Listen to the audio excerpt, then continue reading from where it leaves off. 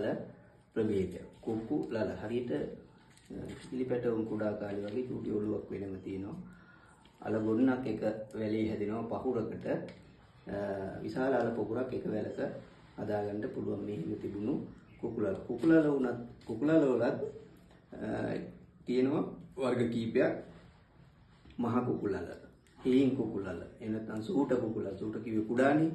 කුඩා කුකුලල. ඊළඟට රැවුල් කුකුලල. රැවුල් කුකුලල කිව්වේ මේ මාලියක් ගත්තොත් මේකේ තන්තු මේ මුල් ගොඩාක් තියෙනවා. ඒකට කියනවා රැවුල් කුකුලල කියලා. මේ මහ කුකුලල කියලා කියන්නේ ලොකුවට හැදෙන කුකුලල අල.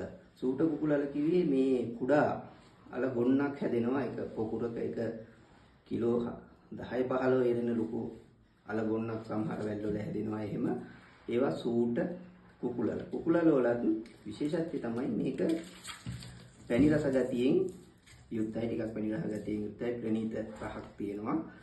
ඒ වගේම මේක මේ විශේෂත්වය මේ වැලේ හැම කොළයක් ළඟම සිවුම් කටුවක් තියෙනවා. මෙතින් සිවුම් කටුවක් තියෙනවා. ඒකෙන් තමයි අපි හඳුනාගන්නේ කුකුලල වැලත් ජාවාල වැලත් එක සමානයි. ජාවාල වැලේ කොළ අඟල් 7-8ක් පළලයි රවුම් පත්‍ර. කුකුලල වැලේ අඟල් 4ක 5ක වගේ රවුම් පත්‍රයක් තියෙන. වැලේ පත්‍ර දෙක යම් සමාන බවක් තියෙනවා.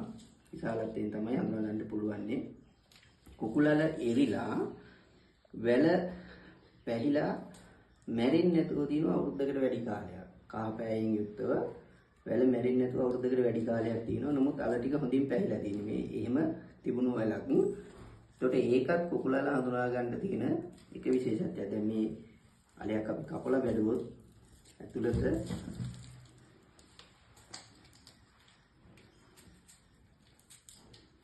ඊටම සුදු පැහැයක්.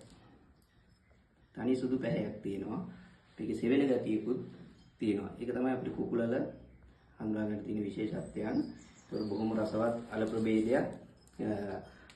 ගැඹුරු වලවක් අවශ්‍ය වෙන්නේ හදාගන්න. අඩියක පමණ ගැඹුරු වලක් වට අඩි 2 ප්‍රමාණය තිබිලා කොම්පෝස්ට් පුරවලා මේ ඕනෑම අල කෑල්ලක් ඒක ඉඳපුවම අපිට මේ වගේ අල පොකුරක් අල ගොන්නක් හදාගන්න පුළුවන්.